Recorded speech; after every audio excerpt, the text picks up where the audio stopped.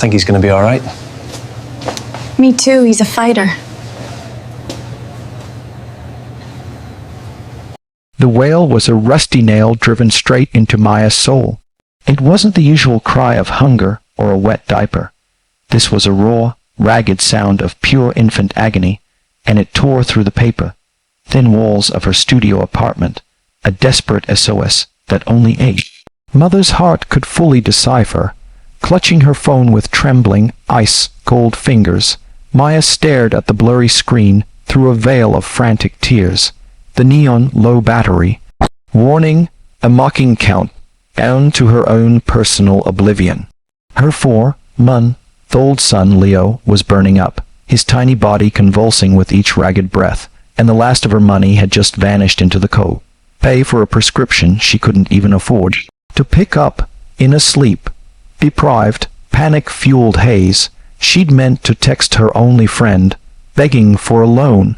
Instead, her thumb had slipped, and the desperate, misspelled plea, "Please, I need HLP. Leo's medicine is at CVS on Main. I have $3, can't get it. He's so hot. I'm so scared." Had been sent to a wrong number, a digit off, a mistake that felt like the final, catastrophic failure in a long line of them. As Leo's cries hit a new, terrifying pitch, her phone screen went black. She was utterly, completely alone. Or so she thought. The silence after the phone died was louder than the crying. It was the sound of hope extinguishing.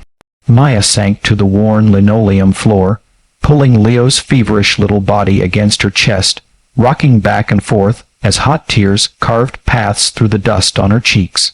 She whispered broken apologies into his downy hair, promises she had no way of keeping. "Mom is so sorry, baby. Mom is so sorry." The four walls of the apartment, usually a cage of her poverty and loneliness, now felt like a tomb. The faded floral wallpaper, the single bare bulb overhead, the stack of final notice bills on the counter. It all bore witness to her defeat. She had been fighting for so long, fighting since Leo's father took one look at the positive test and vanished. Fighting through a pregnancy she could barely afford, working 2 jobs until her swollen ankles gave out, fighting to stretch her meager waitress tips to cover rent, formula, and the crushing weight of being entirely responsible for a fragile, beautiful life. Every day was a high-wire act without a net, and tonight she had fallen. Leo's first real illness had bankrupted her completely, both financially and emotionally. The doctor's visit had taken her last 20, and the antibiotic prescription might as well have been $1 million. She didn't know how long she sat there, numb and hollow, Leo's whimpers a dull ache in her heart. A sudden, sharp rap at the door jolted her back to reality. Fear, cold and immediate, seized her. The landlord, had he finally come to evict her? She held her breath, praying whoever it was would go away. The knocking came again, more insistent this time, followed by a calm, authoritative voice. "Ms. Evans, open up, please." It wasn't the landlord's gruff tone. Wiping her face with her sleeve, Maya shuffled to the door, not bothering to look through the peephole. She was too tired for fear. She cracked it open. Standing in her dim hallway was a man in an impeccably tailored black overcoat, his posture radiating a quiet confidence that was utterly alien in her world. Beside him stood an older man with a kind face, holding a black medical bag.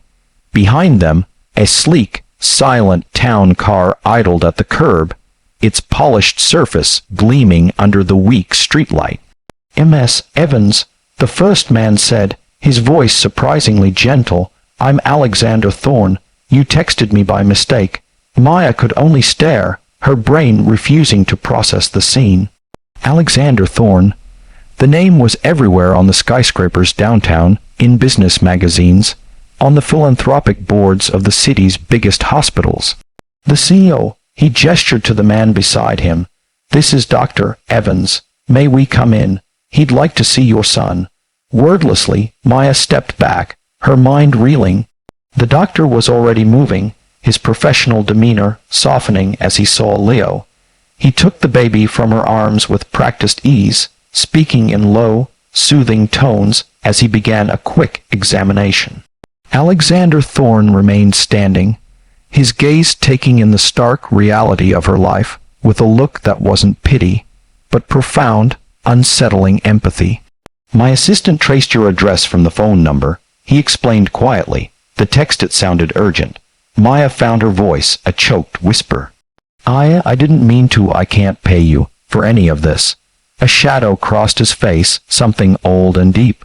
"You don't ever have to pay for this," he said, his voice firm yet kind. "My driver is at the pharmacy now, collecting the prescription." As the doctor confirmed a severe ear infection and administered a first dose of antibiotic from his well-stocked bag, Maya watched the billionaire CEO in her shabby kitchen. He didn't flinch from the peeling laminate or the damp patch on the ceiling. He just stood there, a solid, immovable presence in the chaos of her life, making phone calls in a low voice, not to his office, but to what sounded like a all-night grocery delivery service. Within an hour, Leo, medicated and finally comfortable, was sleeping peacefully in his crib. The fever was already breaking. The apartment, however, had transformed. A bag of groceries filled with wholesome food, formula, and baby supplies sat on the counter. A prescription bottle with a full course of medicine stood beside it. Alexander Thorne was preparing to leave. He handed her a simple black business card. On it was only his name and a single, personal cell number. "If he takes a turn for the worse tonight, or if you need anything at all, you call this number directly. Do you understand?" Maya nodded, tears welling up again, but this time they were tears of a relief so profound it was dizzying. "Thank you," she breathed, the words utterly inadequate. "I don't know why you would do all this."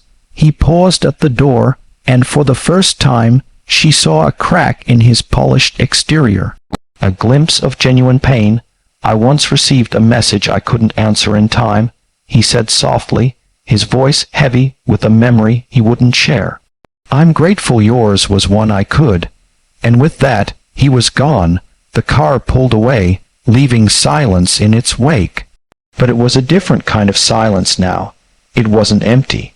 It was filled with the sound of her son's steady breathing and the fragile, terrifying, beautiful ember of hope.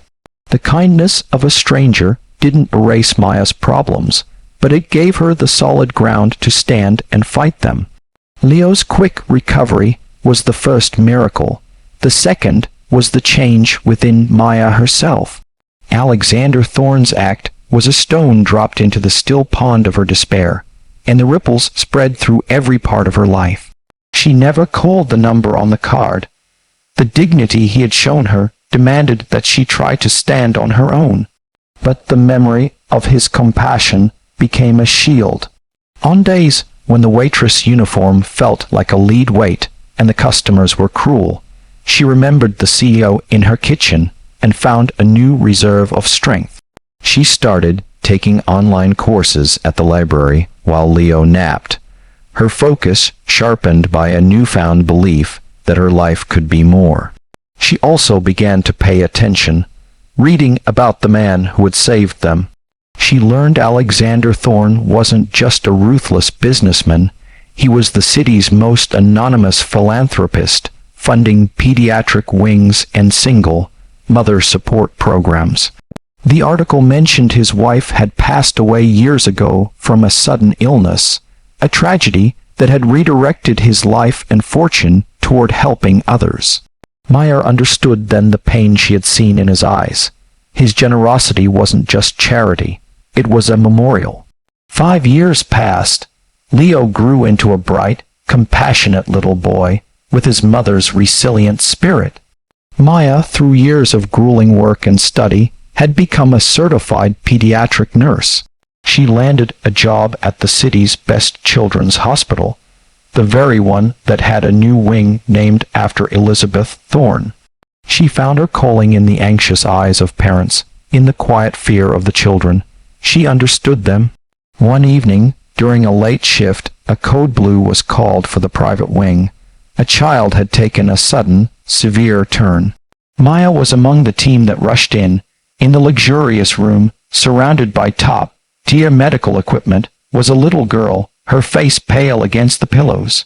And standing by her bedside, his face ashen with a fear no amount of money could mitigate, was Alexander Thorne. He looked older, the weight of his empire and his loss etched more deeply into his features. The medical team worked with efficient urgency. Maya's focus was absolute, her hands steady, her voice calm as she assisted the lead doctor. She recognized the symptoms, a rare but dramatic allergic reaction to a new medication.